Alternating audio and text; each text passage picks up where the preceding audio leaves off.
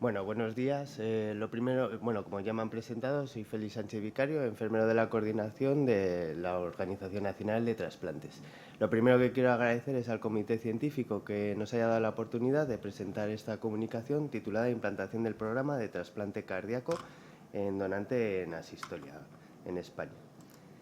Lo primero que quiero reseñar es que durante estos años el crecimiento ha sido constante y sostenido de la donación en asistolia cardíaca, situándose en los últimos años en la principal vía de donación, incluso en los dos últimos años, como se puede ver, es más del 50% de la donación. Esto es una oportunidad que teníamos que aprovechar al tener tantos donantes en asistolia controlada, en que fueran donantes de corazón. Pero una oportunidad por sí sola no salva vidas, había que transformarla y para ello necesitaba estructura, seguridad, coordinación y equipos preparados. Para ello la mejor herramienta fue el protocolo. Se desarrolló en el primer protocolo de donación en asistolia controlada de trasplante cardíaco en el 2022, que lo realizó la ONT junto con la SEC y la SECE, en el que establecieron un marco común. Ya en 2023 lo que se hizo fue una actualización para implementar medidas de seguridad relacionadas con el aislamiento de circulación cerebral, la neuromonitorización y la supervisión del proceso. Lo que se pretendía era que una actividad que se hacía de forma local y que era altamente compleja, que se pudiera utilizar un procedimiento común, reproducible y coordinarlo a escala nacional. Para ello fue un elemento muy importante la coordinación operativa diaria. Aquí la Coordinación Nacional de Trasplantes de la Organización Nacional de Trasplantes tuvo un papel muy importante, ya que gestionó este proceso, desde la comunicación con los centros donantes, el apoyo de la toma de las decisiones, la movilización de los equipos extractores, con lo que suponía que había que mover mucho material y recursos, la identificación de posibles incidencias y la solución de ellas, además de la continuidad y extracción del órgano. La donación en asistolia controlada, cuando se realiza un trasplante cardíaco, es una cadena muy compleja. De hecho, para trasplantar un corazón de donantes en asistolia controlada requiere más de 100 profesionales. Cuando una cadena tiene tantos elementos, la diferencia entre que funcione o no es la conexión que hay entre ellos. Y aquí la Coordinación Nacional tuvo un papel muy importante a la hora de organizar, conectar y movilizar a los profesionales para que pudiera salir de la mejor manera posible. ¿Qué objetivo nos planteamos con esta comunicación? Pues describir principalmente el desarrollo del programa nacional, así como la evolución de su actividad, qué repercusión ha tenido sobre la lista de espera, a través de un análisis descriptivo nacional que se realizó entre el 2020 al 2025, sobre variables relacionadas con la donación, la logística y el trasplante cardíaco. Y para ello se utilizó la fuente del CORE, que todos conocéis, o que la mayoría conoce, que es un sistema de información de la ONT. Luego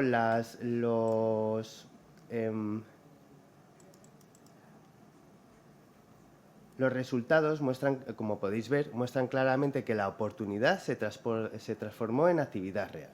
Es decir, durante 2020 al 2025 se ofrecieron 394 corazones en asistolia cardíaca, de los que se trasplantaron 348, lo que significa una utilización del 88%. Esto es un dato muy importante, por lo que si este procedimiento no se hubiera realizado durante estos años ni se hubiera realizado a nivel nacional, pues hoy por hoy no podríamos estar hablando de estas 348 oportunidades de vida. Entonces, sí que podemos tener en cuenta o podemos ver, como ven aquí, que independientemente de que el proceso fuera altamente complejo, solo hubo 6 corazones en los que hubo problemas con el proceso, que no se pudieron trasplantar. Y esto es un dato muy importante y que debemos de tener en cuenta porque conseguimos que se trasplantaran la mayoría y encima que pocos órganos se perdieran.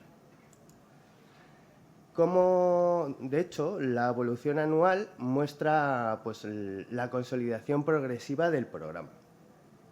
Como se ve, pues la muerte encefálica sigue siendo la vía principal de donación. Lo que sí que encontramos es una disminución en la generación de donantes. Y como en diferencia, pues la donación en asistolia controlada va aumentando progresivamente, siendo pues una base fundamental del trasplante cardíaco. A ver. Bueno, de hecho, en el 2025 se ha conseguido el mayor número histórico de trasplantes cardíacos, gracias a esta subida y también a que la muerte encefálica se ha ido manteniendo.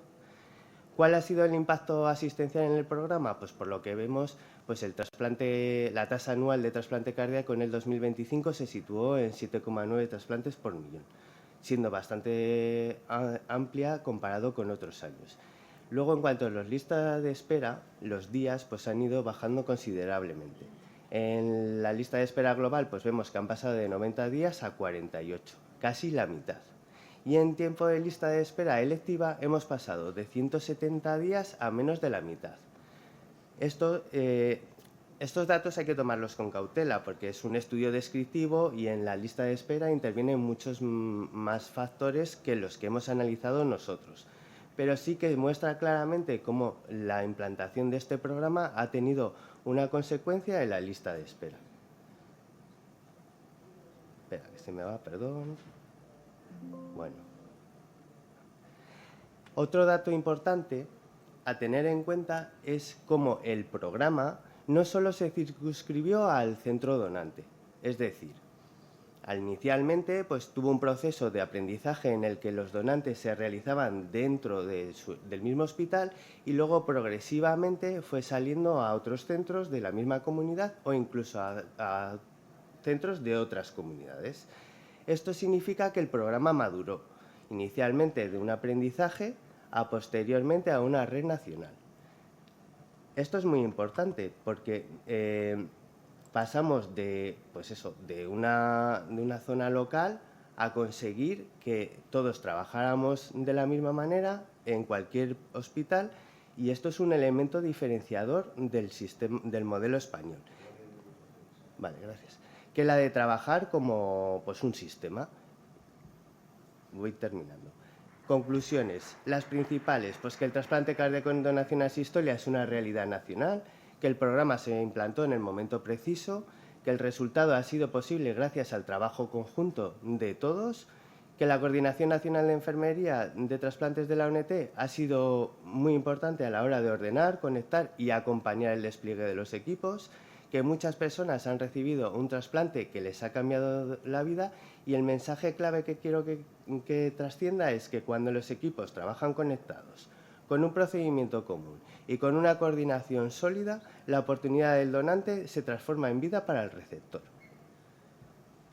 Y ya por último, pues... estoy liando.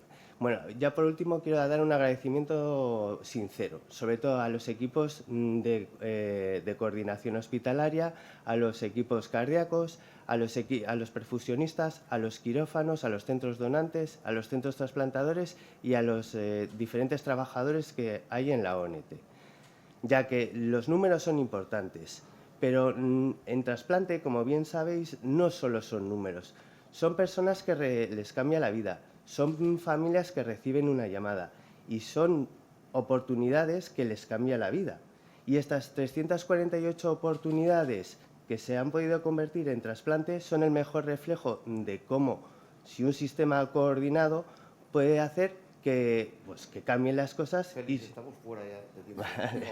Bueno, era solo el agradecimiento que gracias a todos pues, se ha conseguido que 348 personas puedan seguir viviendo. Gracias. ¿Alguna pregunta, comentario? Sí, adelante. Buenas. Yo añadiría una más. Además, con los equipos pulmonares está funcionando perfectamente.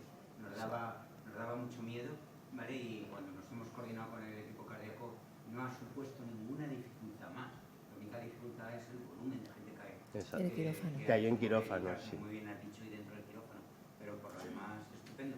Pero a mí, lo único es que me llama la atención, pues es una cosa que soy mal pensado, igual no sé aquí, pero está subiendo el trasplante cardíaco y se está estabilizando bajando el Está bajando, pulmonar. está bajando. Entonces, yo quiero pensar que toda esa complejidad no debe de influir para nada a la hora de coordinar, de ofertar esos pulmones, porque es que coincidimos poco con ellos. O sea, es una nube que dejo ahí, ¿vale? Vale. De coordinación nos entendemos perfectamente y nos favorece el proceso. O sea, Sí, muy bien. por parte desde la coordinación. Pulmón, perfecto, vale. Por parte desde la coordinación no hemos dejado de ofrecer los pulmones. De hecho, los hemos ofrecido en el... Sí, sí, sí. O sea, Bueno, muchísimas gracias, Félix. Nada, Muchas vosotros. gracias. Y nada, nos apuntamos eso este mensaje del doctor Sales. Continuamos con la siguiente presentación, que son los resultados del trasplante cardíaco con donante en asistolia frente a donante en muerte encefálica del equipo de Valencia.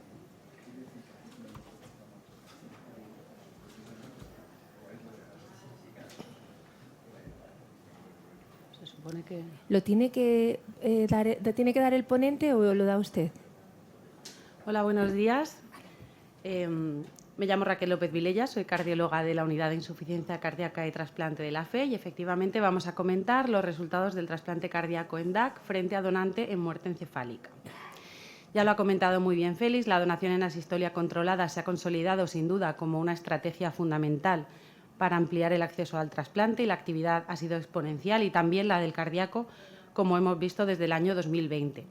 Concretamente, en el trasplante cardíaco en España, la actividad ha sido tal que hasta 2025 se habían acumulado, como ha comentado mi compañero, 348 trasplantes cardíacos realizados a partir de donantes en donación en asistolia controlada. Y se puede ver en el mapa cómo realmente una gran mayoría de centros de trasplante cardíaco tienen activo el programa de DAC, con diferencias en las características de cada uno, algunos en donantes locales, otros salen fuera. Son logísticas muy complejas, pero sin duda esto ha cambiado el panorama del trasplante cardíaco y creo que todos estamos muy orgullosos de ello.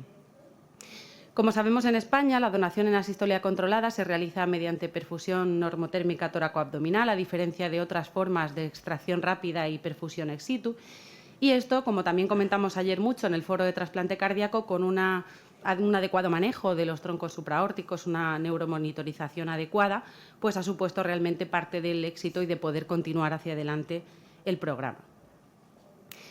Algunos estudios, entre otros este estudio español, publicado por nuestra compañera el año pasado, es un estudio multicéntrico, han demostrado que realmente en el trasplante cardíaco en adultos procedentes de DAC, con perfusión normotérmica y preservación fría estática, no hay diferencias en cuanto al trasplante cardíaco con donantes en muerte encefálica. Ofrece resultados similares. Podemos ver cómo no hay diferencias en mortalidad al año o fracaso precoz del injerto grave y también cómo no hay diferencias en supervivencia. En esta gráfica la supervivencia está evaluada a 12 meses, porque tampoco podemos olvidar que a nivel trasplante cardíaco es una técnica de inicio relativamente reciente y, por tanto, consideramos de interés continuar autoevaluándonos, sobre todo en resultados clínicos y en resultados de seguridad. Por ello, diseñamos este trabajo sencillo, cuyo objetivo es comparar los resultados del trasplante cardíaco procedente de DAC frente al donante cardíaco en muerte encefálica en cuanto a fracaso precoz del injerto y supervivencia a corto y a medio plazo. Es un estudio retrospectivo solo de nuestro centro, donde seleccionamos todos los trasplantes cardíacos consecutivos realizados entre 2017 y 2025. Esto sumaba un total de 297 trasplantes cardíacos. De estos, 51 donantes eran en asistolia controlada. Esto supone un 17% de los casos. Y simplemente analizamos en nuestra serie variables pretrasplante clínicas, posttrasplante, evolución posoperatoria, procedimiento quirúrgico, fracaso precoz del injerto y supervivencia. Ya para empezar, vemos que el perfil clínico es diferente. Los pacientes, los receptores que recibieron un trasplante por donación en asistolia controlada eran más jóvenes, tenían un menor peso y, por tanto, un menor índice de masa corporal y presentaban una menor comorbilidad. Podemos ver que con menor frecuencia eran hipertensos y diabéticos. Y, aunque no aparece en la tabla, también había menos trasplante cardíaco urgente en el grupo de DAC respecto a muerte encefálica. Es decir, es un perfil distinto, pero probablemente más al inicio del programa. Esto viene penalizado de que al principio del programa éramos muy restrictivos en la selección del receptor. Y como todos los programas, al ir evolucionando y cogiendo experiencia, hemos ampliado el grupo de receptores que se benefician de este procedimiento. El tiempo de isquemia fue menor en la donación en asistolia controlada. Esto tiene fácil explicación. Lógicamente, se selecciona el receptor, la logística es muy eficiente y también es importante la tendencia a que el centro donante, si es trasplantador, se quede, digamos, los donantes en asistolia. De manera que son trasplantes muy parecidos, pero es un perfil de receptor distinto, el tiempo de isquemia es menor. Sin embargo, no encontramos diferencias en el fracaso precoz del injerto. Podemos ver que el fracaso precoz del injerto fue similar en ambos grupos y puede parecer un porcentaje altísimo, pero definimos fracaso precoz con un criterio deliberadamente sensible, de manera que pusimos sí a toda disfunción leve moderada si requirió soporte inótropo. Pusimos este umbral de forma deliberada con criterios clínicos muy amplios y no había diferencias entre los grupos. Sin embargo, si analizamos el fracaso precoz del injerto grave, el que requirió soporte circulatorio en el posttrasplante, vemos que tampoco hubo diferencias entre los grupos y que además ya es una cifra muy parecida a la publicada en general en series similares, de 15 y 16%, sin diferencias, como digo, entre DAC y muerte encefálica. Lógicamente es una serie muy pequeña, sobre todo por el número limitado de DAC, que eran 51, pero no observamos en esta muestra limitada diferencias en la supervivencia global entre el grupo DAC y muerte encefálica, ni a 30 ni a 90 días y tampoco a 6 meses ni al año. Por lo tanto, resultados superponibles a lo que se publicó el año pasado por el estudio español. Si analizamos los predictores independientes de mortalidad, tampoco se mostró predictor el tipo de donante, DAC versus muerte encefálica. Y como viene siendo habitual, sí se mostraron predictores independientes, la ventilación mecánica en el trasplante, concretamente las horas de ventilación mecánica, y también, como es habitual, el trasplante cardíaco en código 0, en código urgente. Es decir, estos resultados son consistentes con el Estudio Nacional Español del año pasado y además muestran una supervivencia similar y, insistimos, sin diferencias ni en fracaso precoz del injerto ni en supervivencia. Esto es importante porque consideramos que tiene implicaciones para la expansión del programa, porque aunque es un programa, como comentaba Félix, muy exigente, con una logística muy compleja, bueno, pues que se reproduzcan los resultados nos indica un poco que un único protocolo nacional garantiza la homogeneidad de los resultados. Respecto a esta tendencia hacia algo más de fracaso precoz del injerto en la donación en asistolia, aunque está por explorar, probablemente se relacione con la isquemia caliente funcional inherente al propio procedimiento de DAC. Sin embargo, también hemos de decir que esa tendencia no se tradujo, como hemos dicho, en una mayor necesidad de ECMO posoperatorio ni en un empeoramiento de la supervivencia a corto o medio plazo. Lógicamente, las limitaciones son las de un estudio pequeño retrospectivo. Podemos pensar que la comparabilidad entre los grupos es limitada por el diferente perfil de riesgo entre receptor, DAC y muerte encefálica, sobre todo al principio, y la limitación más importante es que el seguimiento a largo plazo es un tema todavía pendiente. Por tanto, para concluir, la DAC representó en esta pequeña serie el 17% de las donaciones en el periodo estudiado, por tanto es una fuente relevante de injertos. A pesar de una cierta tendencia hacia más fracaso precoz del injerto, la DAC ofrece resultados en supervivencia a corto y medio plazo comparables a los donantes cardíacos en muerte encefálica y, por tanto, consideramos que en centros con experiencia y programas estructurados es una alternativa segura que no compromete la supervivencia inicial. Y un poco el mensaje es que estos resultados, aunque es un estudio pequeño, consistentes con la experiencia multicéntrica, nos aportan una validación en práctica real de alto volumen y, sobre todo, que la reproducibilidad de estos resultados entre distintos centros y con distintos análisis probablemente es en sí misma uno de los hallazgos más relevantes del trabajo. Y bueno, aunque es un equipo, cada DAC, ha dicho el compañero, más de 100 personas, pues bueno, por barrer para casa he puesto aquí a los líderes de mi centro de cardiología y cirugía, porque efectivamente sin un equipo cohesionado esto es imposible. Gracias. Muchas gracias y enhorabuena. Gracias. ¿Alguna pregunta para la ponente? Sí, Eduardo.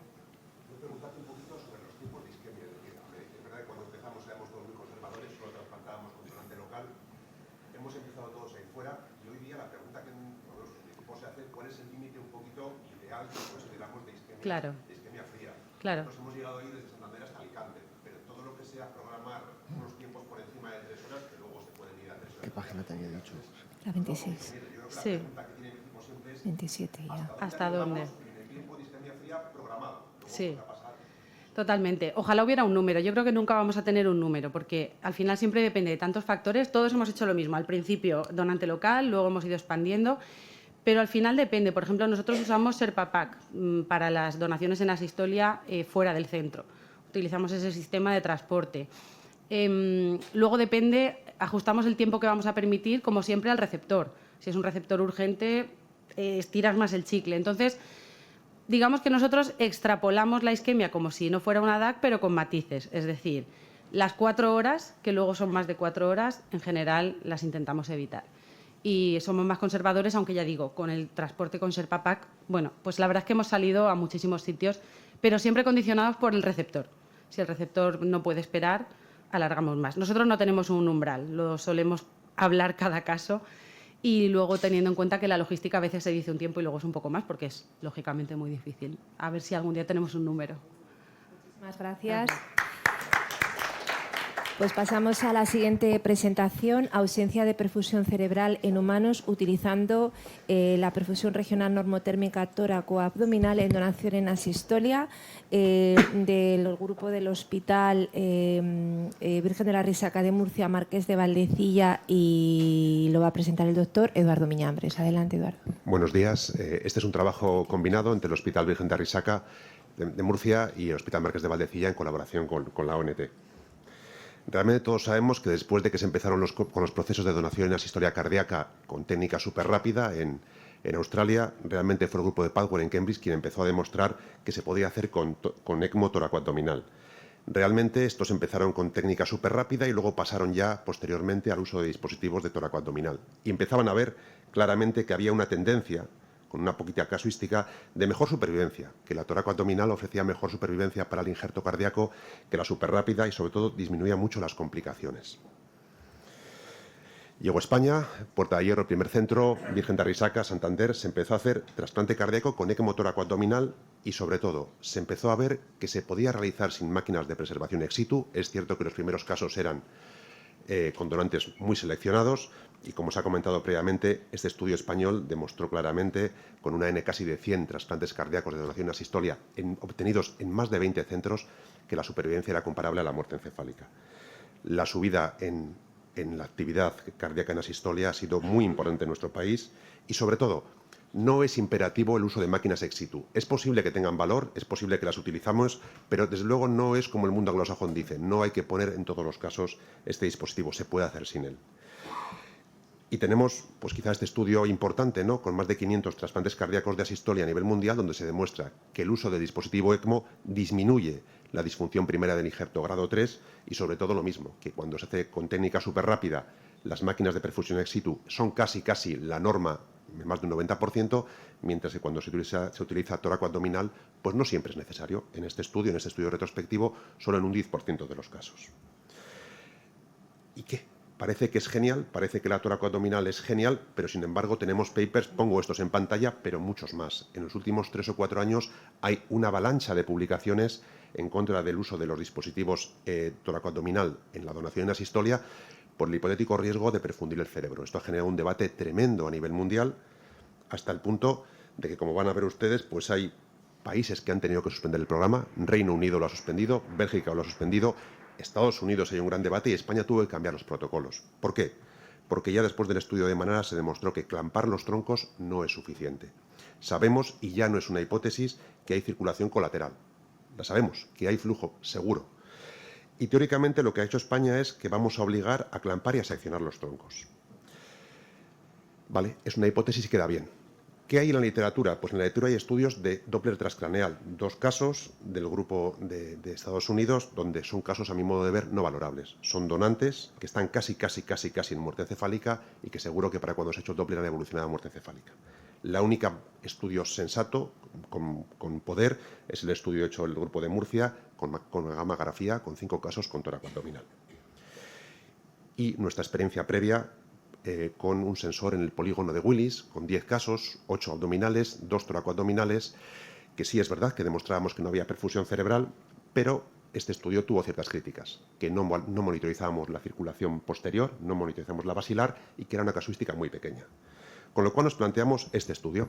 Realmente son 10 casos DAC toracoabdominal, en todos los casos con extracción cardíaca, donde vamos a monitorizar, previo a la limitación, el polígono de Willis a través de la arteria carótida y la arteria basilar a través de la arteria humeral. ¿De acuerdo? Lo hacen los equipos de neuroradiología de Risaca o de Santander. En todos los casos monitorizamos circulación anterior, media y posterior. Evidentemente, siempre hacemos campaje, siempre hacemos sección de los troncos supraórticos y monitorizamos la presión en todo momento, desde la limitación hasta 1 hora después de empezar la ECMO toracoabdominal.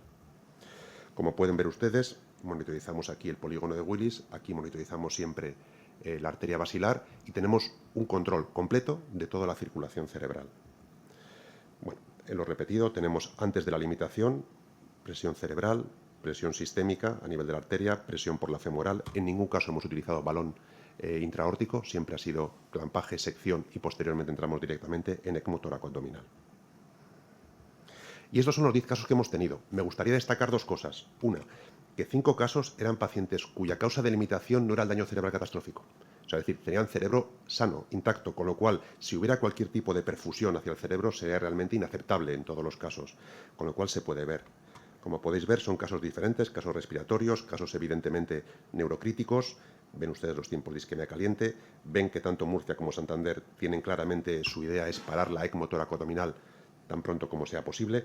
Y realmente, salvo en 2 casos, salvo en un caso que no se pudo obtener el corazón, por disfunción porque el corazón no recuperó bien, se trasplantaron 9 de ellos. ¿Qué es lo que observamos? Están publicados los 10 casos de forma consistente, pero en definitiva lo que veníamos a ver, y son todos los casos idénticos, es que cuando limitamos bajan todas las presiones. La presión sistémica, la presión abdominal, la torácica y la presión cerebral.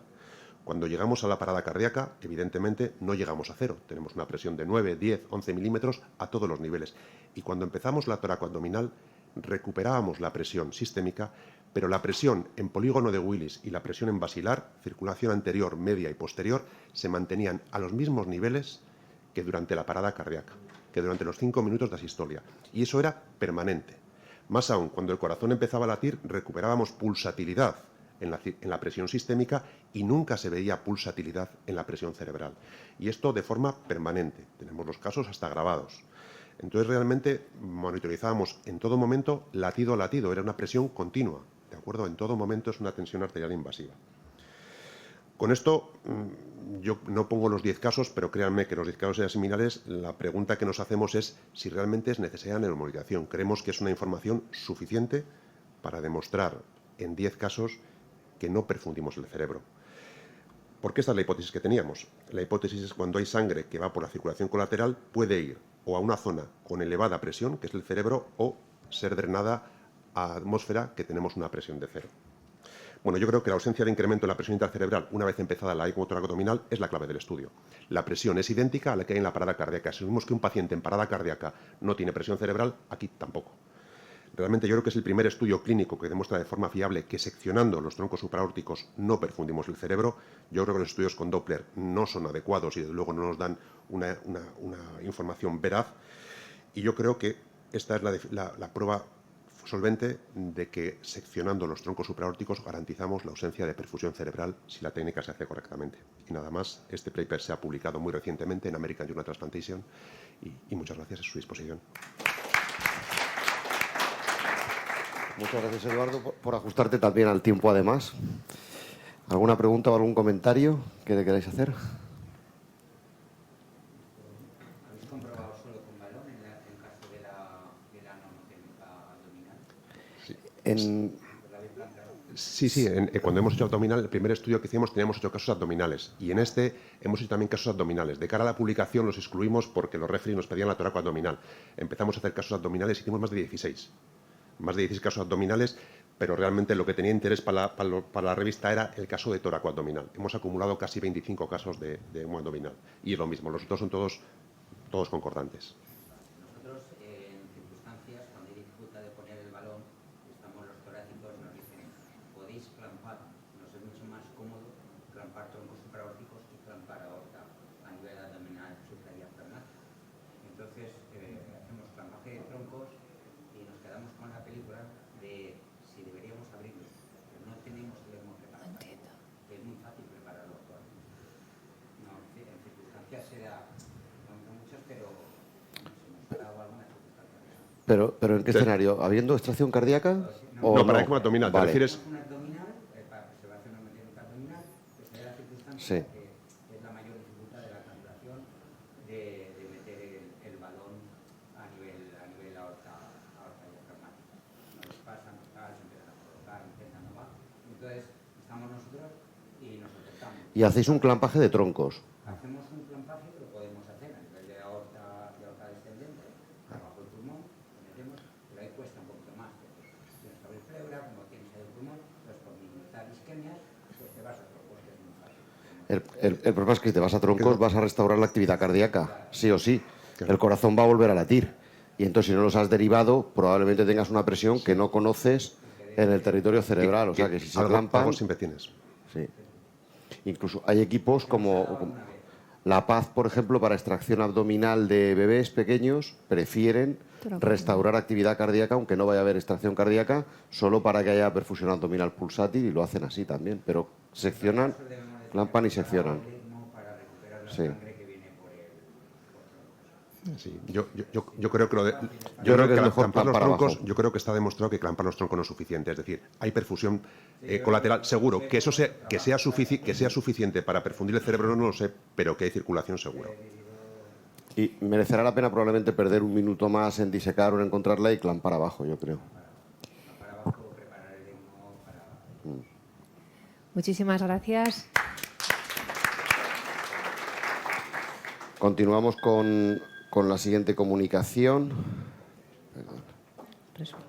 Resultados del trasplante renal en asistolia no controlada en la última década en un hospital de tercer nivel. ¿Sigue siendo una opción válida? Del Hospital Clínic de Barcelona. Sí. Adelante, Alicia. Bueno, yo soy Alicia Molina, soy nefróloga del Hospital Clínic, también soy colaboradora del área de coordinación de trasplantes, y os hablaré de otro tipo de asistolia, que es la no controlada, con la intención de reflexionar sobre si los resultados de la última década nos apoyan que sigamos usándola en la era actual, donde estamos en auge de asistolia controlada. Bueno, como sabéis, la donación de asistolia no controlada implica un complejo trabajo tanto intra como extrahospitalario multidisciplinar, con una efectividad más reducida respecto al resto de donaciones de donante fallecido. Si vemos el porcentaje de donantes de los cuales se trasplanta al menos un órgano, en la asistolia no controlada es de un 73%, comparado con en torno al 90% en el resto de donaciones. Con lo cual, pues es un programa que requiere mucho trabajo para sacar pocos órganos, ¿no? España tiene una larga experiencia en este tipo de donación, y este es el principal trabajo donde muchos de vosotros seguramente habéis colaborado, donde se valoró una serie grande de 517 trasplantes de 288 donantes en asistolia no controlada entre 2012 y 2015, y aún estas cifras son las que vamos repitiendo a nuestros pacientes cuando les llamamos para ofertarles un riñón de asistolia no controlada, ¿no? Lo que vieron es una incidencia de un 10% de primary non-function, una DGF de un torno a un 76%, aunque con una buena supervivencia de injertos censurada por muerte al año de 87%. Valoraron qué variables aumentaban el riesgo de pérdida del injerto al año, y sí que vieron que un donante mayor de 60 años, hacer una preservación renal del frío comparado con preservación regional hiponormotérmica extracorpórea aumentaba el riesgo de pérdida del injerto, y que el paciente se hubiese trasplantado ya previamente. Lo que aconsejan en el trabajo es que intentemos no combinar más de uno de estos factores de riesgo. Y de forma interesante, este trabajo liderado por el 12 de octubre nos dice que realmente si hacemos la preservación de una manera más óptima, probablemente tendremos mejores resultados. Y es que ellos compararon solo, con la experiencia a 10 años, de 237 pacientes en asistolia no controlada que se habían mantenido con circulación regional normotérmica, con ECMO, comparándolo con pacientes que se han trasplantado de muerte encefálica con criterios estándares de 2005 y 2013. Y vieron que no hubo diferencias a supervivencia a 10 años, y que si bien la DGF sí que fue más común en la donación asistolia no controlada, no hubo diferencias al filtrado glomerular a partir del tercer mes. Importante que la DGF no tuvo un impacto en la supervivencia del injerto, y no hubo diferencias en la primary non-function entre asistolia no controlada y muerte encefálica, aunque sí que había una tendencia a ser superior, como es lógico. No había diferencias, con lo cual rompemos un poquito el paradigma que teníamos en el otro trabajo. Si bien en la última década pues ya sabemos que en España ha caído la asistolia no controlada, coincidiendo también con el aumento de la asistolia controlada, y es que en los últimos 6 años ha habido 100 donantes en toda España de asistolia no controlada, la mitad de ellos, como veis, pues en el Hospital Clínic. En nuestro centro en particular, la técnica de perfusión regional normotérmica donante asistido no controlada la llevamos haciendo desde el año 2000 y ha demostrado, como hemos visto, pues que es superior a la preservación en frío. Inicialmente esto lo era controlado por Enfermería de Coordinación de Trasplantes y desde el 2019 hicimos un paso más y empezamos a implicar a Enfermería de Perfusión en esta técnica. Asimismo, una cosa que hacemos que no se hace en todos los centros es la preservación renal ex vivo con máquinas de perfusión respecto a la preservación en frío.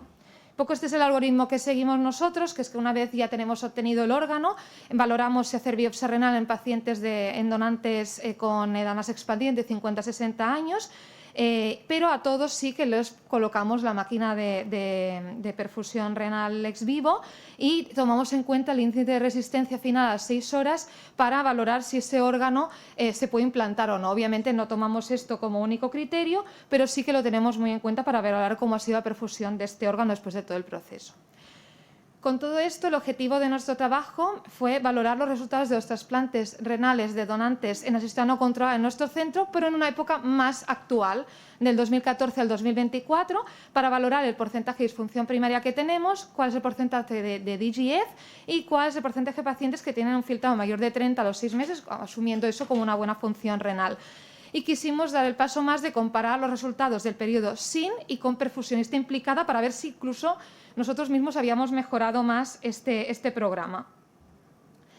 Habíamos trasplantado 75 pacientes entre el 2014 y 2024 de asistencia no controlada, 40 en el primer periodo sin perfusionista implicada y 35 en el segundo periodo. La edad mediana de los donantes fue de 49 años, siendo receptores de 52. Como veis, pues conseguimos trasplantar a gente bastante joven comparado con el resto de donantes, de los cuales de los donantes más de 60 años eran solo 9 casos, repartidos en 5 en el primer periodo y 4 en el segundo, obviamente una N muy pequeña pero sin diferencias significativas, y 8 de los receptores en total eran segundos trasplantes, 3 en el primer periodo, que esto es un 7,5% y un 14,3% del segundo periodo. Es decir, parece que también nos vamos lanzando más a poner asistencia no controlada a segundos trasplantes, sin diferencias significativas. Aquí la toma es importante, ¿no? ¿Cuál ha sido nuestra tasa de primary function y DGF?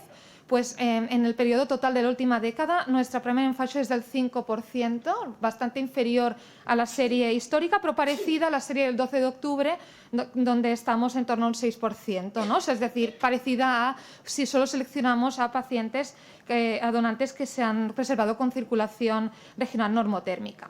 Pero incluso más allá, en el segundo periodo, donde implicamos a perfusionistas, bajamos a una primary function de menos del 3%. Aunque no hay diferencias significativas, pues parece que sí que hemos mejorado incluso eso. En cuanto a la DGF, tenemos una incidencia del 64% y sí que es, aunque no es estadísticamente significativa, inferior en el segundo periodo. El porcentaje de pacientes con filtrado mayor de 30 a los 6 meses es en torno al 90%, también sin diferencias entre los dos periodos. Con una mediana de seguimiento de unos 70 meses, con o aproximadamente 5 años, el filtrado glomerular final ha sido de 39 minutos minuto.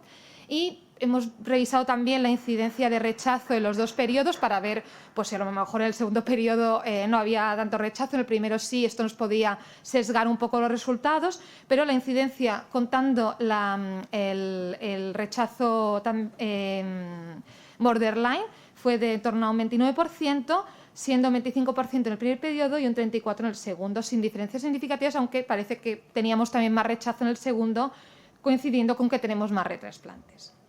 Así, las reflexiones de este trabajo, que es simple pero creo que es importante para relanzar la asistencia no controlada, es que sí que es verdad que es un tipo de donación que implica un trabajo multidisciplinar, complejo porque implica emergencias extra intrahospitalarias, que son piezas clave que no lo son tanto en el resto de donaciones, pero para mí sigue siendo una opción válida para aumentar la probabilidad de trasplantar a donantes jóvenes, a receptores jóvenes, porque recordemos que los donantes menores de 60 años, al menos en mi medio, son muy escasos y tenemos ya números también a nivel español.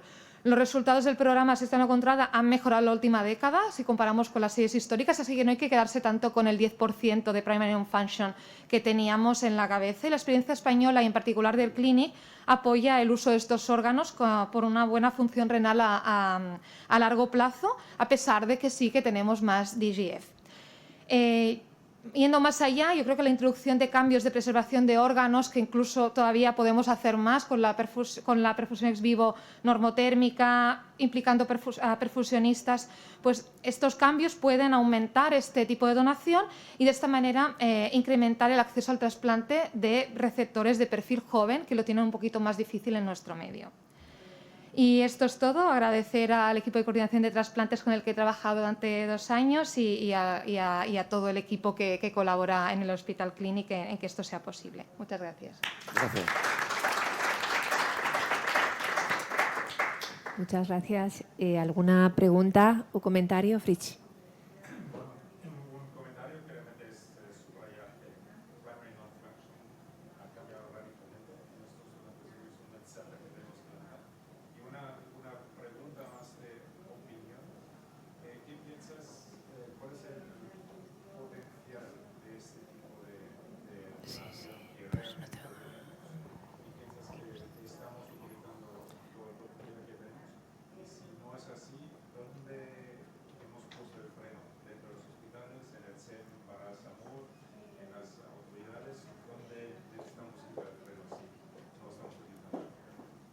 Bueno, yo creo que hay ahora mismo una oportunidad para que esto aumente, ¿no? Al final los programas de ECMO RCP han implicado un trabajo importante a nivel extrahospitalario y estos pacientes se están detectando en muchos otros hospitales que no tenían el programa de asistolia no controlada, con lo cual yo creo que la ECMO RCP no es una amenaza, sino una oportunidad más para otros centros que para el nuestro, que lo tenemos tan implicado, pero para empezar estos programas, ¿no?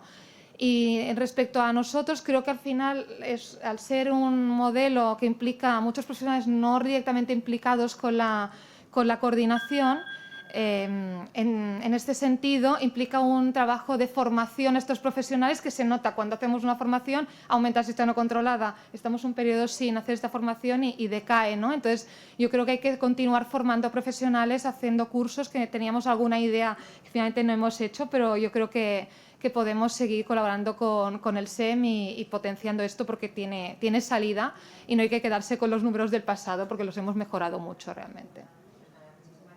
Enhorabuena.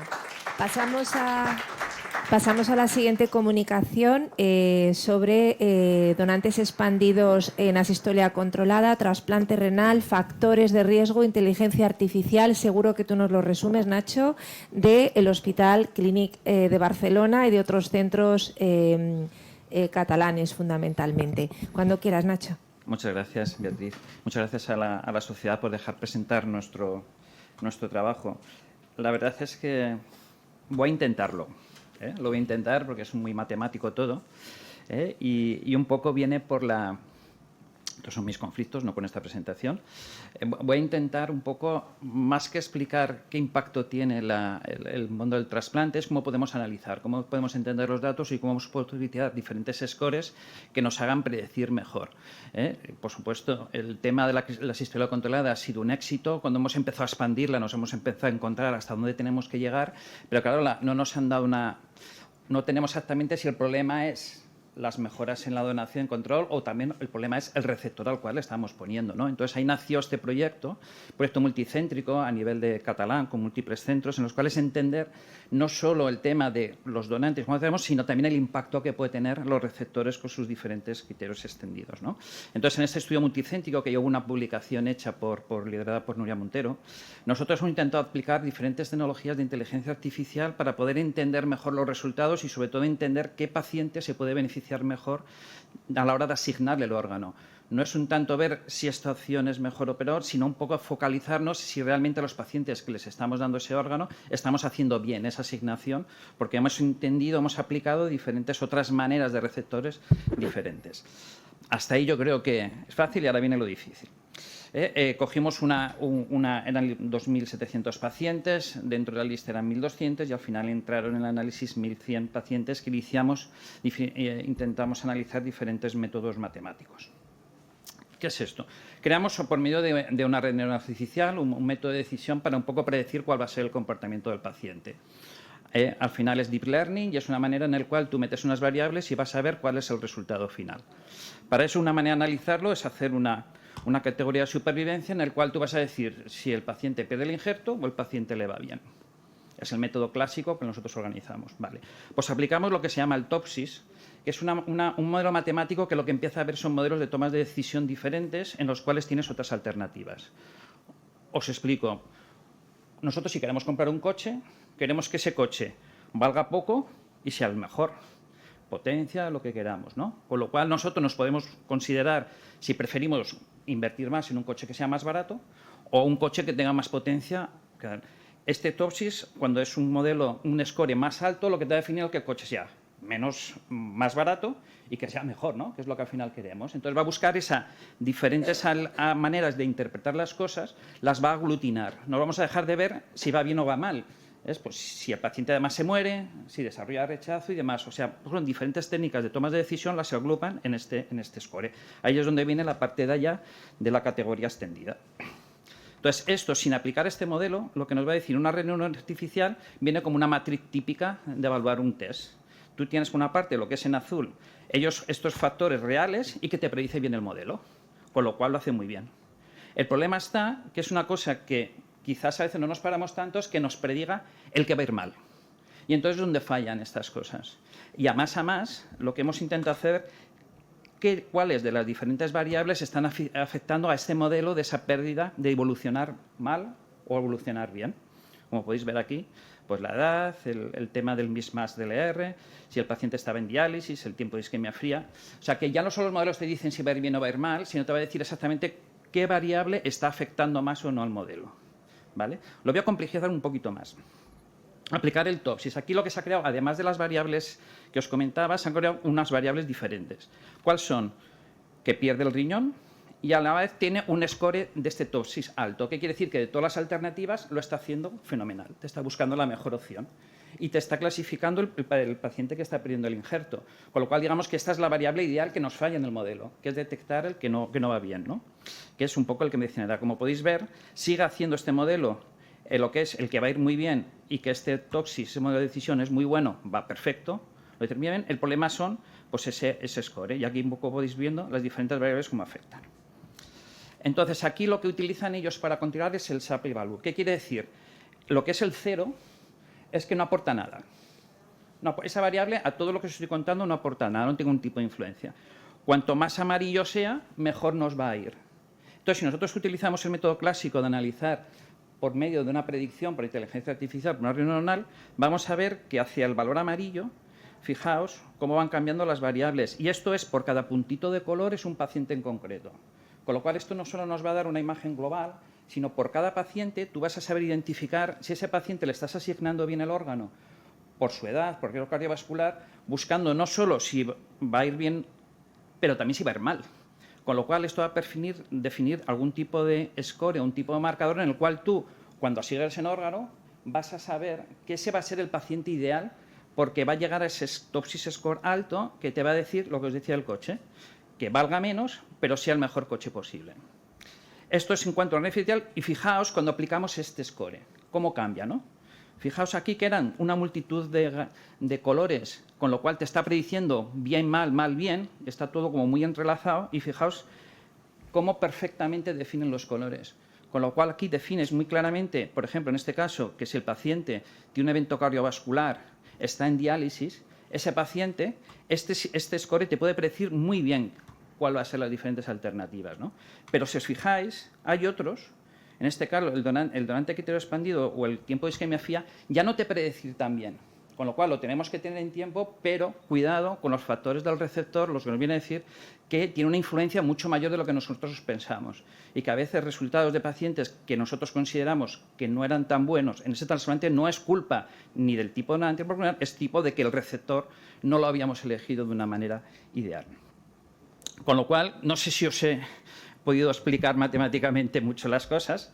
Yo creo que es muy importante que empecemos a utilizar ya unos métodos matemáticos que realmente nos definan lo que estamos haciendo y que los empecemos y que los criterios de asignación de los receptores empecemos a darle un poquito más de vidilla. No nos basemos con los clásicos como lo utilizamos hasta ahora y que todos estos métodos de multiopción que tenemos, que lo utilizan los matemáticos en economía, los podemos aplicar también. Ahora, no lo tenemos que hacer los médicos, tenemos que hacer matemáticos, ingenieros, y yo tengo la suerte de que ellos van haciendo todos estos trabajos. Y lo que es importantísimo, es importante de cualquier modelo matemático que utilicemos en medicina sea explicable. Y esto es un grito en alto.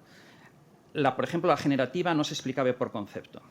Con lo cual tenemos que ir a modelos que sean explicables, porque si no, tú le puedes decir a un paciente te va a ir bien y lo primero que te va a decir, ¿vale? ¿Y por qué me va a ir bien? Pero ahí quizás el paciente no te preguntará, va a ir bien, vale, pero te dice, no te va a ir muy bien el trasplante. Lo primero que te va a decir, ¿por qué? Hazme algo. Entonces, realmente tenemos que buscar modelos en los cuales te digan el por qué va a ir mal. No por el por qué va a ir bien, el por qué va a ir mal para que tú ya empieces desde el primer día haciendo las cosas mejor para que esa categorización y esa evolución sea mejor. Gracias a todos los centros que han participado en este trabajo y al equipo de ingenieros que dirijo en el hospital. Muchas gracias. ¿Algún comentario, alguna pregunta? Sí, muy interesante, pero como dices tú, hay que darle tiempo. ¿Se podrían incluir más variables?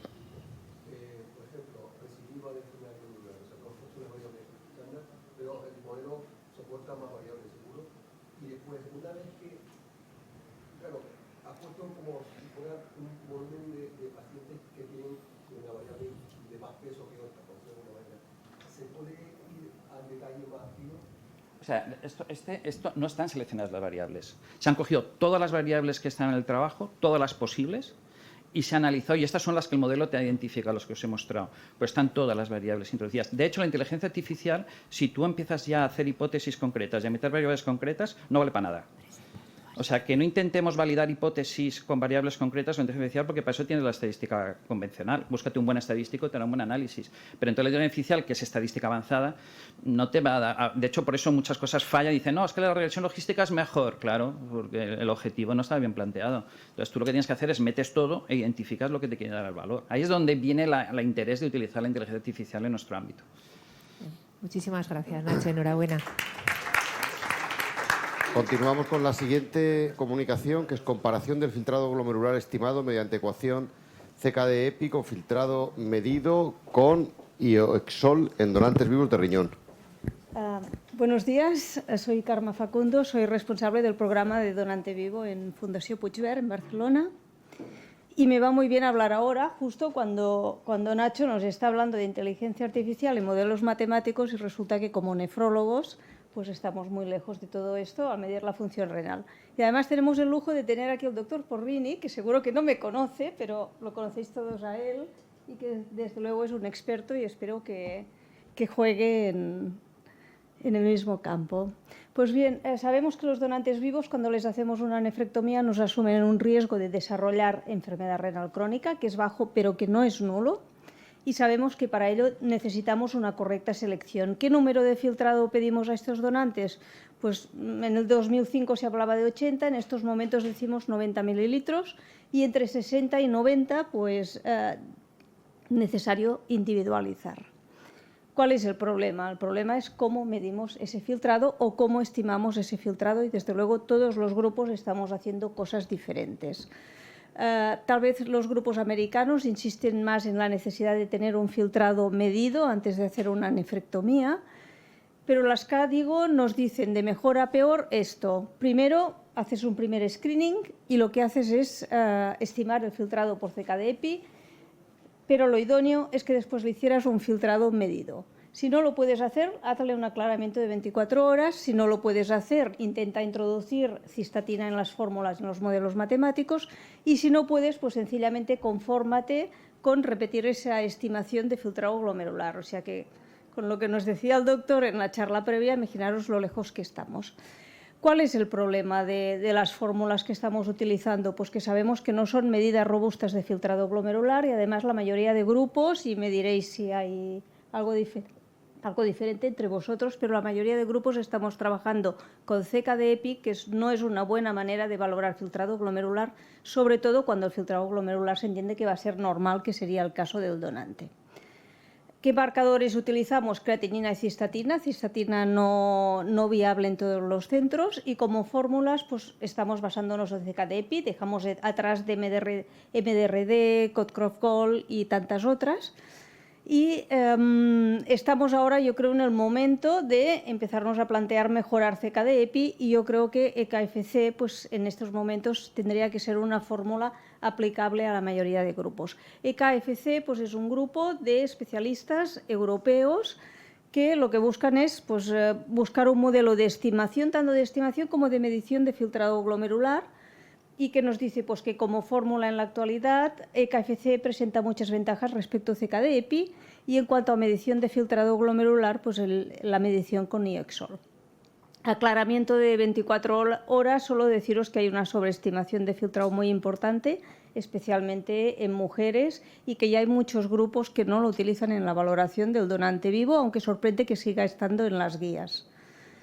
En cuanto a medición de filtrado glomerular, hoy en día, y considerados gold estándar, tanto sería filtrado con Ioxol, como es aclaramiento plasmático, como el aclaramiento con cromo 51. ¿Qué le pasa al cromo 51? Pues bueno, en una época que parece que nos preocupa la ecología, pues estamos hablando de un marcador radioactivo, estamos hablando de la complejidad logística que se le va a asociar, estamos hablando de la necesidad de disponer de un servicio de medicina nuclear para utilizar este marcador.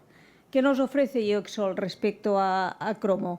Pues nos ofrece igual de precisión, sin radioactividad, con bajo coste, con estabilidad de las muestras y asumible en laboratorios estándar. ¿Con eso qué hicimos? Pues hemos implementado Ioxol en nuestro protocolo de estudio de donante vivo y lo hemos comparado con la estimación que hacemos con las otras ecuaciones. Hemos valorado 39 donantes durante aproximadamente un año, hasta nada, que hicimos el corte, 72% eran mujeres.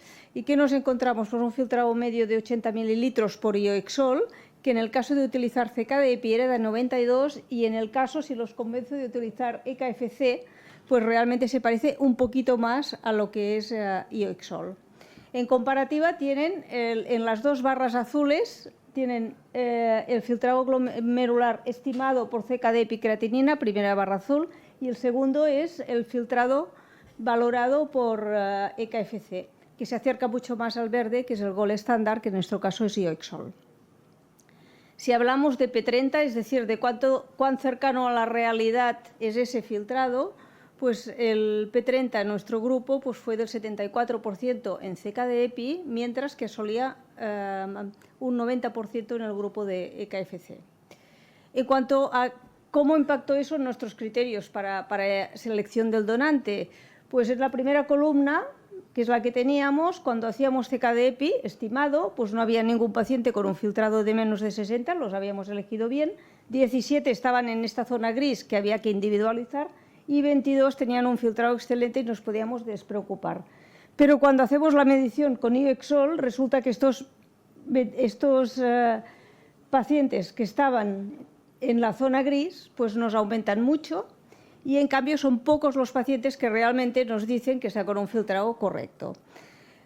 Lo mismo con EKFC, pero mucho menos. Fijaros que la distribución en la última columna, cuando utilizas la fórmula con EKFC, se parece mucho más a la fórmula con Ioxol. Con lo cual, si vas a tener que estimar tu filtrado y no lo podrás medir, pues cuanto menos utilizar EKFC parece que nos va a dar un poco más de seguridad. Y aquí tienen la distribución de los filtrados por ceca de EPI en función de lo que es el filtrado que tienen en la diagonal medido por Ioxol, y vemos como la mayoría de filtrados están sobreestimados. Y insisto, sobre todo en pacientes con función renal normal, que yo creo que pacientes con insuficiencia renal, ceca de EPI nos está funcionando, pero es que en el donante vivo no, se nos está escapando. Esta es la distribución, es lo mismo que les he dicho, pero dicho de otra manera. Nuestros donantes estaban con un ceca de EPI ahí, y cuando les aplicamos el Ioxol, pues todos bajan.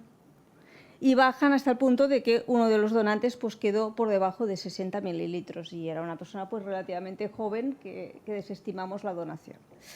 En conclusiones, yo creo que como nefrólogos debemos conocer la función renal de nuestros pacientes. Igual otras especialidades se manejan sin esto, pero nosotros lo deberíamos conocer. Tenemos que buscar ecuaciones y modelos matemáticos que nos ayuden. Tal vez EKFC hoy por hoy sería una buena opción, pero hay que seguir trabajando ahí. El aclaramiento de orina de 24 horas es sorprendente que se siga utilizando para valorar un donante vivo. Y desde luego, en el caso de la donación de vivo y sobre todo en la zona de grises, necesitamos un filtrado medido. Y por otro lado, pues lo que un poco intentaba convencerles en la charla, ¿no? Es momento de cambiar de fórmula, cuanto menos utilizar EKFC, y es momento pues, de utilizar Ioxol, que nos va a ofrecer muchísimas ventajas. Y nada más. Muchas gracias, Carmen. Una aportación muy importante. Adelante. Muchísimas gracias por traer este tema tan importante. Nosotros, con Ana, en Canarias ofrecemos Ioxol a todos los pacientes y lo hacemos en la clínica también en enfermedad renal crónica, etcétera, hace más de 10 años. Yo quiero comentar que el error medio de cualquier fórmula de estimación, incluso la KFC, Seguro. es del más o menos 30%. Sí. Y el problema que tenemos en medicina es que somos muy malos en matemáticas. Menos Nacho Revuelta. De 70 es 50, el 30% de 70 es 90. Es decir, un paciente tranquilamente, lo hemos visto muchas veces, nosotros descartamos al 10% de los donantes. Son realmente mujeres pequeñas, yo creo que hoy por hoy en España es absolutamente legal usar el Ioxol porque hemos conseguido la nueva indicación para España y Portugal. En un hospital el Ioxol sale 24 euros, es decir, nada. Si una cerveza y una pizza, a ver el servicio de salud. Y yo creo que de verdad estamos, comparados con otras especialidades y lo que hemos visto ahora de técnicas sofisticadas de extracción de órganos, tenemos que animarnos a medir la función renal, que es el principal alcance de nuestra especialidad. Gracias por hacer este tipo de estudio. Sí. Bueno, yo creo que con Ioxol tal vez lo más complicado es protocolizar cuándo vas a sacar las muestras, qué va a comer y no va a comer ese paciente cuando venga, tenerlo toda la mañana, montar las extracciones en un hospital de día. Es decir, montar un poquito este protocolo. Una vez tienes montado esto, el análisis de los resultados... No, no. Y ya está. Y nosotros estamos enviciados porque la creatinina sale 0.00 céntimos, pero tiene un error que es como si quieren colar la cistatina, que sale. Muchísimas gracias. Pasamos a la siguiente comunicación, que es la evolución del donante renal de vivo, un análisis unicéntrico retrospectivo del equipo de Donosti.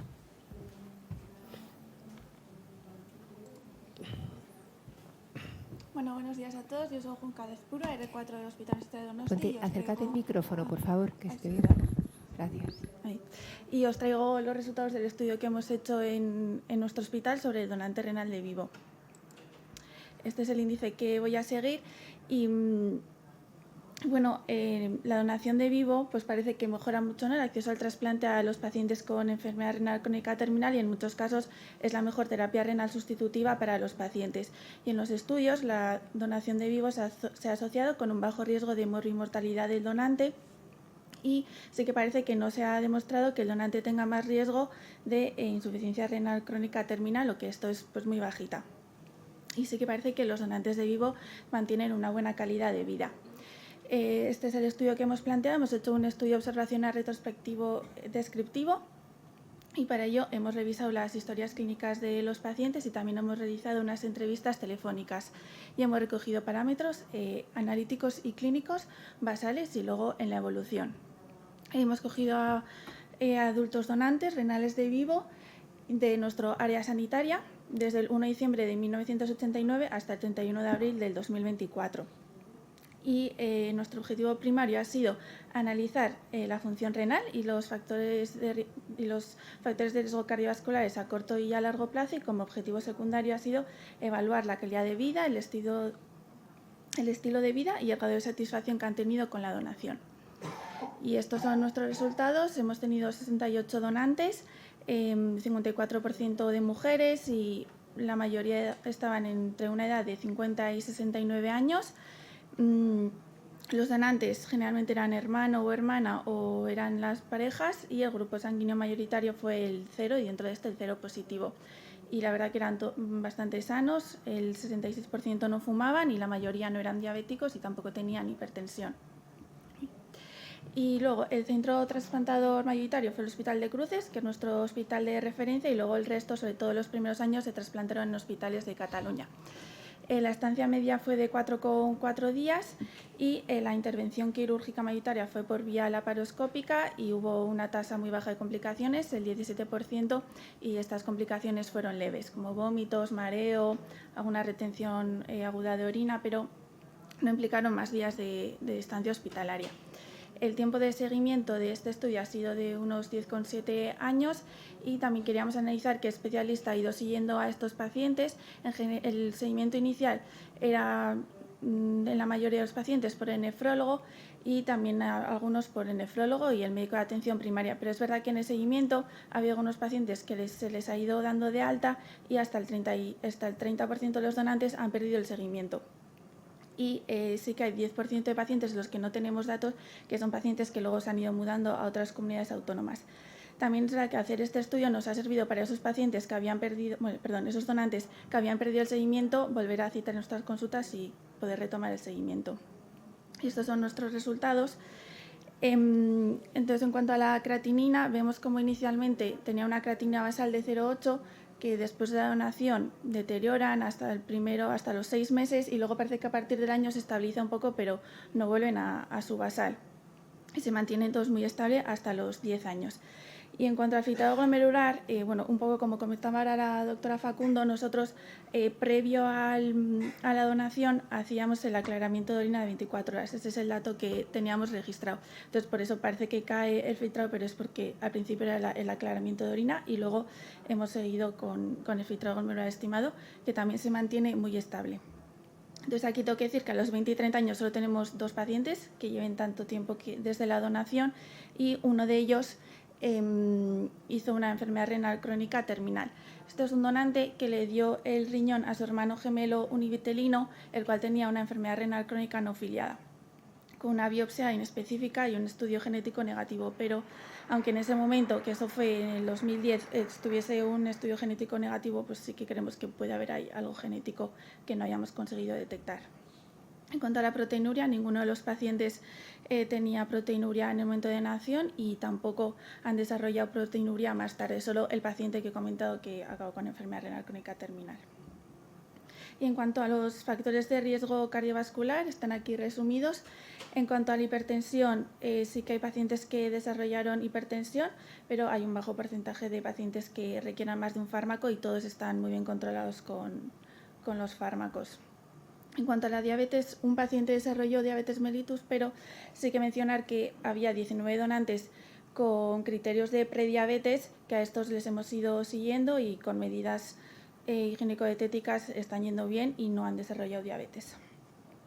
Y también cuando hicimos las entrevistas telefónicas les preguntamos por los hábitos de salud.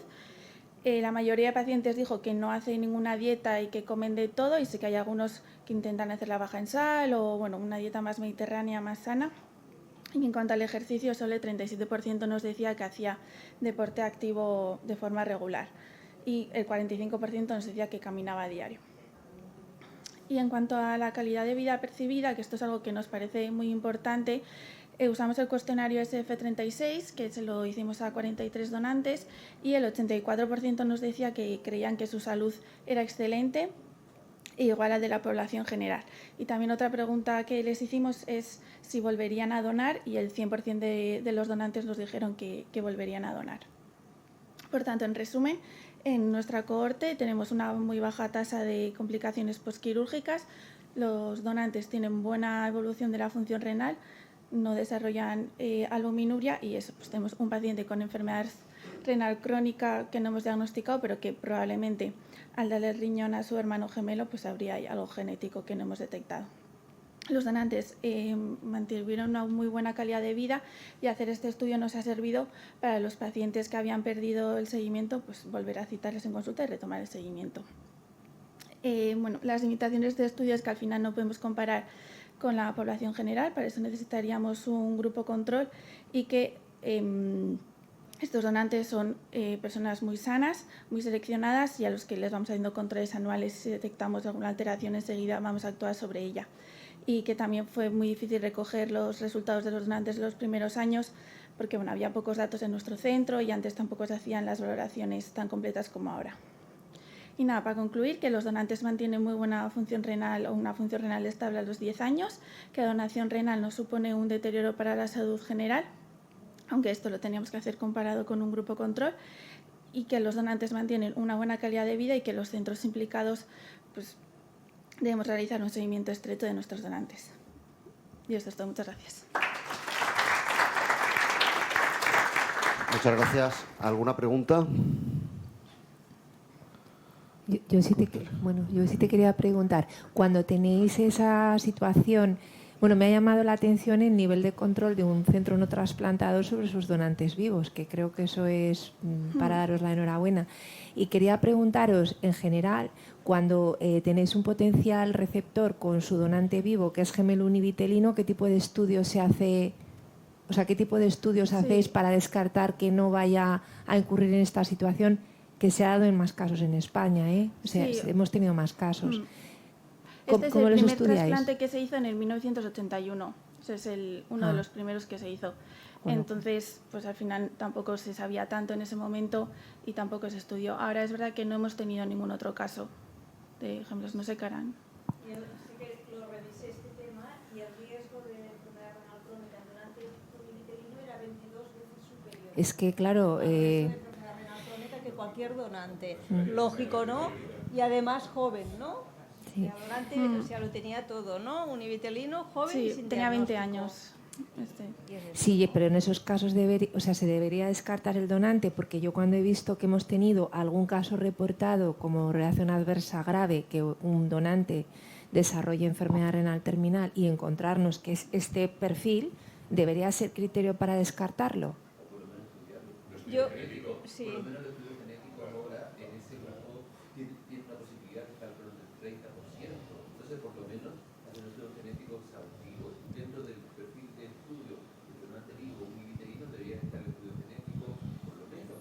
Claro. Antes de descartar sería lo más. Y depende del fenotipo de presentación de la enfermedad. Los casos submoleculares son pacientes jóvenes, y sobre todo en los 62 años no ha desarrollado nada en la renal, porque este era pacientes jóvenes. Claro, claro. Nacho. Yo creo que estamos también mezclando dos cosas. Una cosa es un donante muy joven, que luego tiene 30 o 40 años de evolución y que ha desarrollado enfermedad renal. Este paciente tenía 20 años, somos este donante. Y otra cosa es si realmente un donante gemelo univitelino con 65 o 70 años, si tenemos que descartarlos. Al final también es un poco el concepto de ver que este dolor por esa enfermedad, hacer cosas, pero también considerar la edad. Claro, este chico a lo mejor hubiera desarrollado... más tarde, es que claro, después de 30 años, a lo mejor ha desarrollado enfermedad renal y no tiene nada que ver, porque el estudio genético es negativo, con lo cual tampoco nos llevamos la idea de que hay que descartar todos los gemelos univitelinos. Pero luego lo han repetido y han sido negativo. Sí, bueno, seguimos en el café, que se nos va el tiempo. Venga.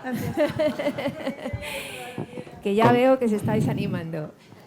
Venga, continuamos con la siguiente. Gracias.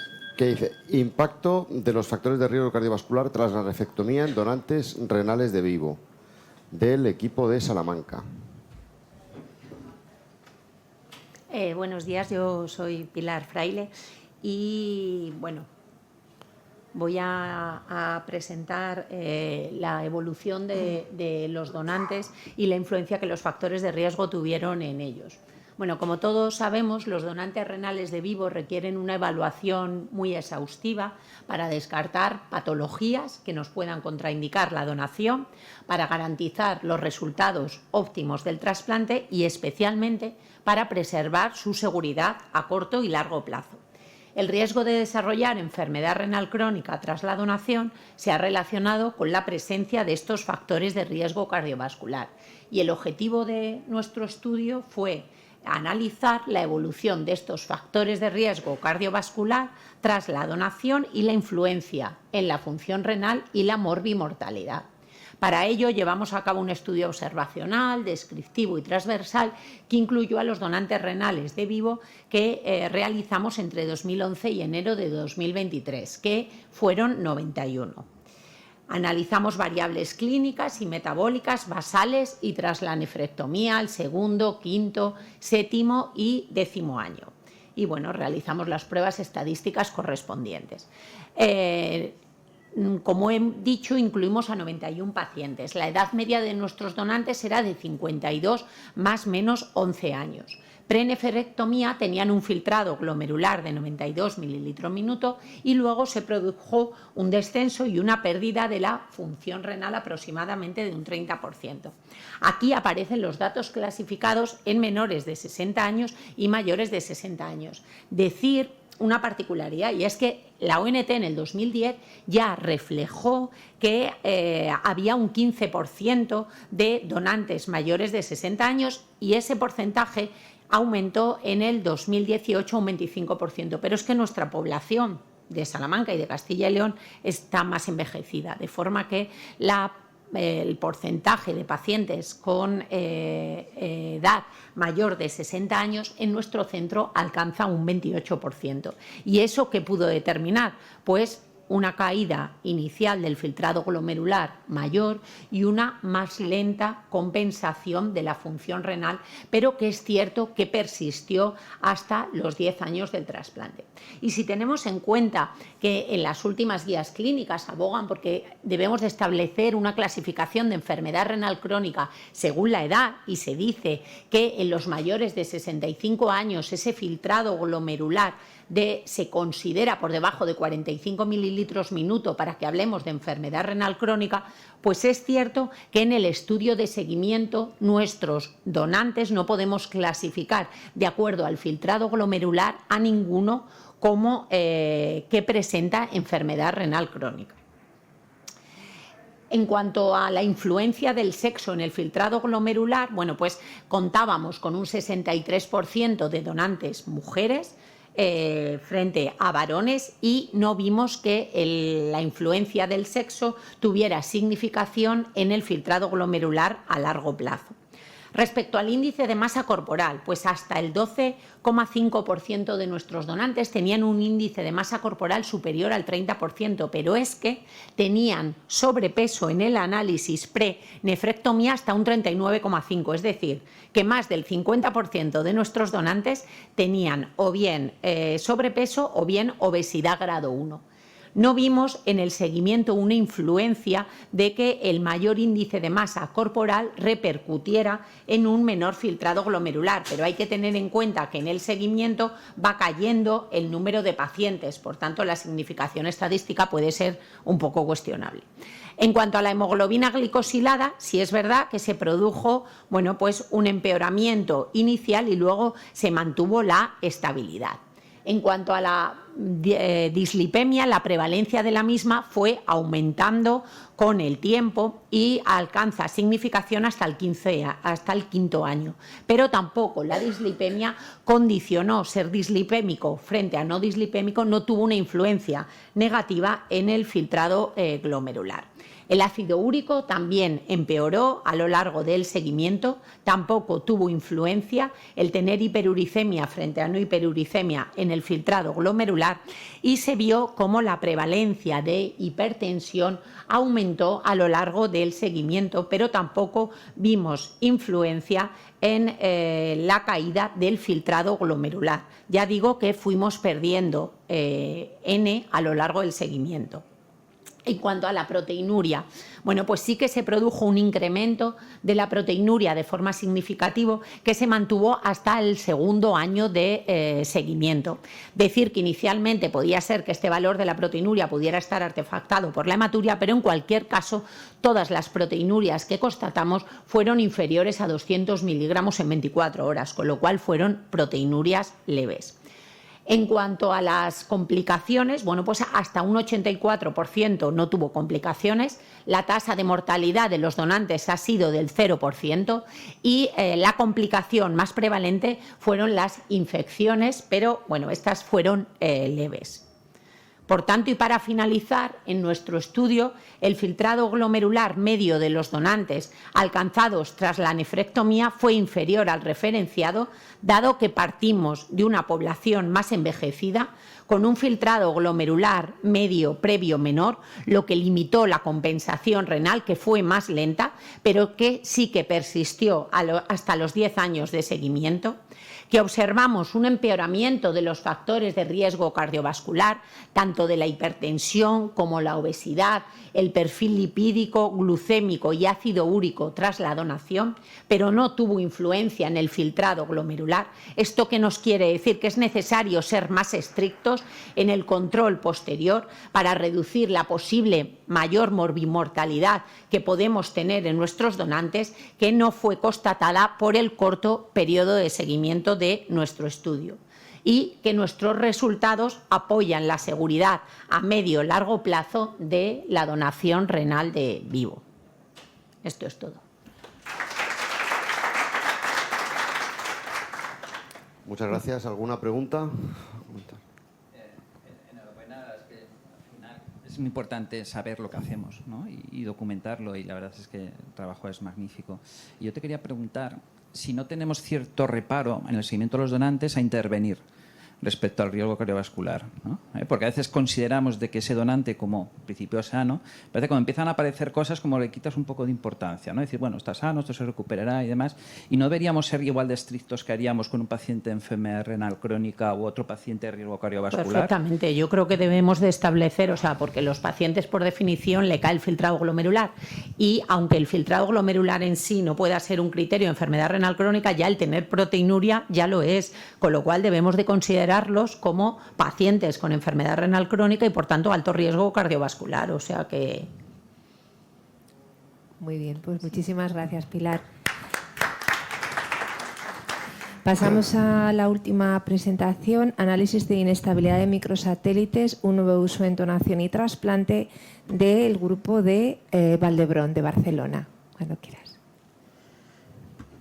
Bueno, buenos días a todos. Yo soy la doctora Marian Irazábal, del equipo de coordinación de trasplantes del Vallebrón. Entonces, bueno, la idea era traerles este estudio que básicamente lo que viene es a demostrar el uso y el análisis de la inestabilidad de microsatélites, un nuevo uso en el campo de donación y trasplante. Bueno, como sabemos, de acuerdo a la definición de biovigilancia en el trasplante de órganos y tejidos, existe la diferencia entre efecto adverso y reacción adversa. Como podéis ver en la primera gráfica está la notificación de nuestras cifras de biovigilancia en los últimos 10 años, desde el 2015.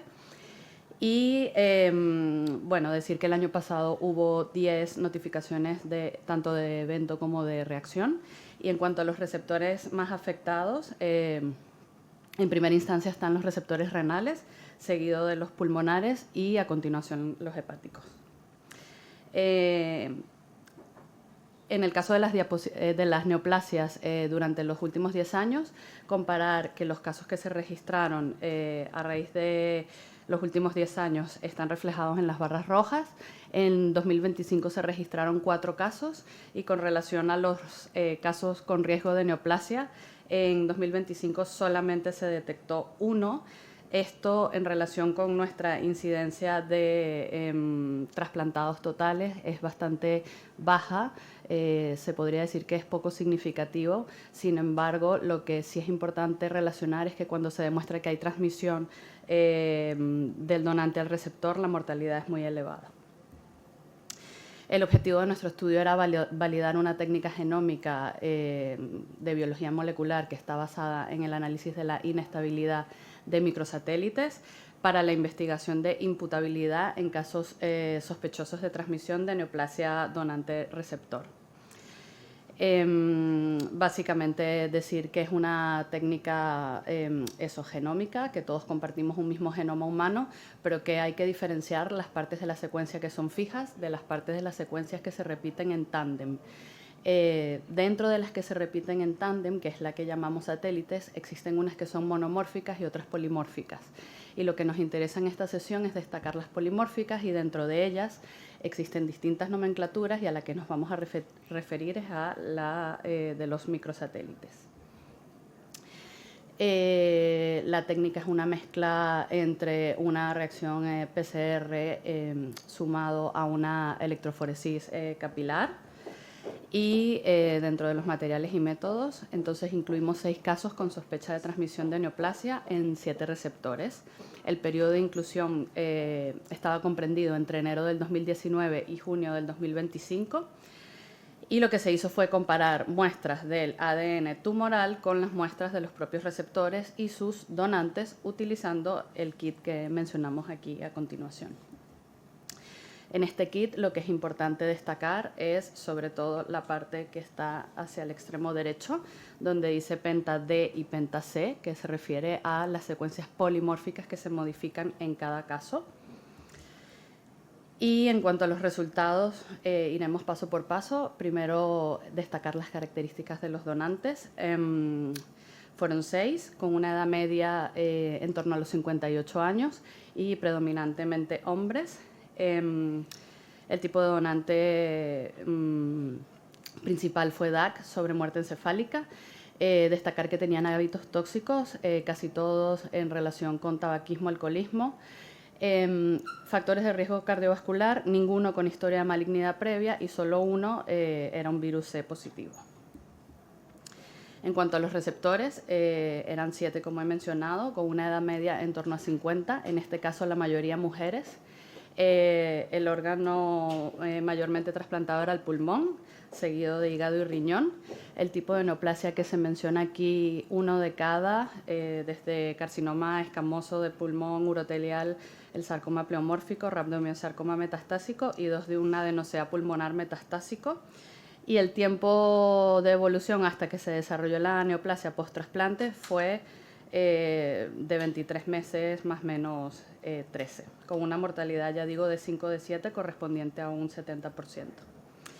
Entonces, aquí hay una tabla de resultados donde, bueno, básicamente quisiéramos destacar 2 casos para desarrollar brevemente.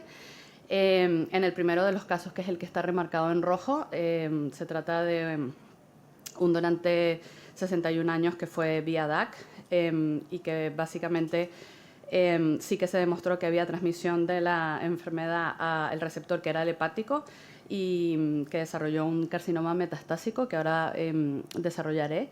Y lo contrastaré con el caso número 4, que es el que está remarcado en verde, y en este caso el donante era una mujer de 49 años, también vía DAC, que tuvo 2 receptores, y en este caso, a pesar de que se diagnosticaron los receptores de sarcoma pleomórfico indiferenciado y de un rhabdomyosarcoma metastásico, se demostró gracias a la técnica de que no había transmisión. Entonces, el primer caso va de un receptor hepático que presenta aparición de un tumor en el injerto trasplantado a los 3 meses post-trasplante. El donante era un hombre de 61 años con antecedente de hábito tabáquico y enólico, cuya causa de muerte fue una encefalopatía anóxica secundaria a un infarto agudo de miocárdico, y en este caso no habían más receptores. Se revisó el TAC abdominal que tenemos incluido por protocolo a la hora de evaluar un donante y no había hallazgos al momento de la donación. En este gráfico lo que queremos es destacar digamos, la secuencia, ¿no?, de DNA que, si os dais cuenta, coincide la del tumor con la del donante. Es como que se repiten en la misma exactamente secuencia de ADN de cada uno, y que es diferente a la biopsia de hígado nativo, lo que descarta que sea del receptor y más bien señala como causa principal al donante. Y en el segundo caso hablamos de un receptor hepático que presenta una aparición de un nódulo periumbilical a los 16 meses post-trasplante, que se biopsia y que se diagnostica del sarcoma.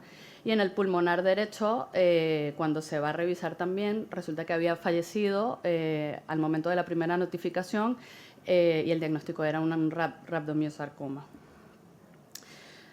Buscando un poco más en profundidad la posible causa donante, revisamos que es una mujer de 49 años con antecedentes de consumo de tabaco y alcohol, con un trastorno ansioso depresivo y que falleció a causa de una encefalopatía anóxica secundaria a un evento hipoglicémico severo.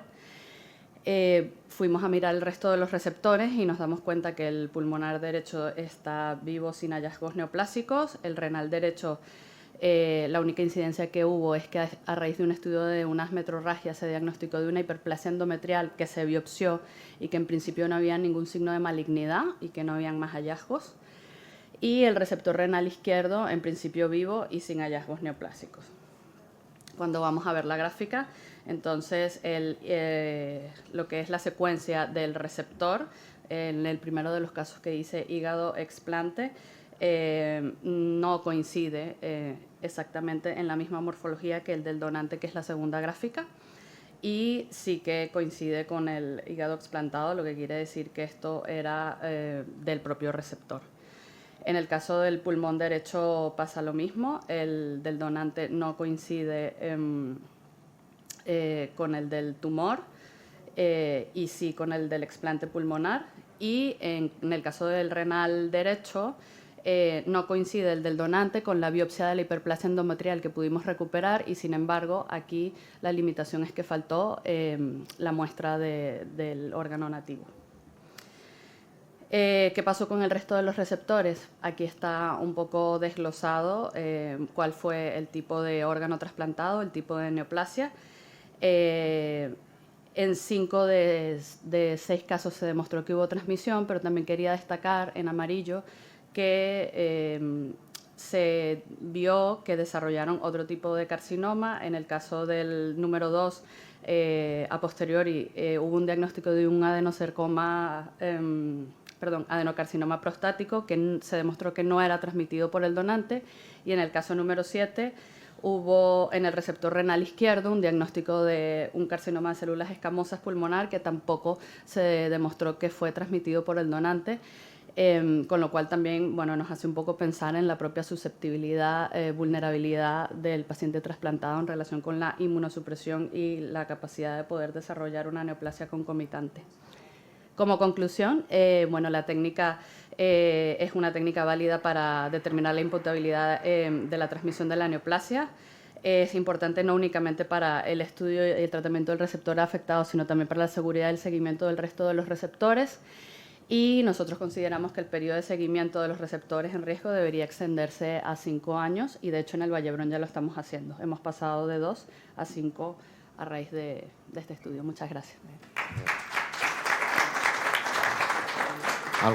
¿Alguna pregunta, alguna cuestión? Yo sí que te quería preguntar.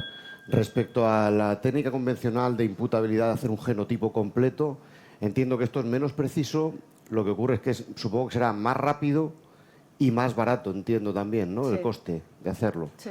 Es la ventaja fundamental. Exacto, sí. Esta ahora utiliza, es como un test de paternidad, ¿no? Básicamente, y entonces se utiliza en enfermedades, ¿no? Genéticas, Corea de Huntington, ataxia de Freiberg, e incluso en test de identificación como este de paternidad, y eso es mucho más accesible, es lo que tiene también. Muy bien. Con 100% de fiabilidad. Pues nada, muchísimas gracias. Cerramos ya la sesión y gracias por la participación, por atenerse al tiempo y por los excelentes trabajos presentados. Muchas gracias.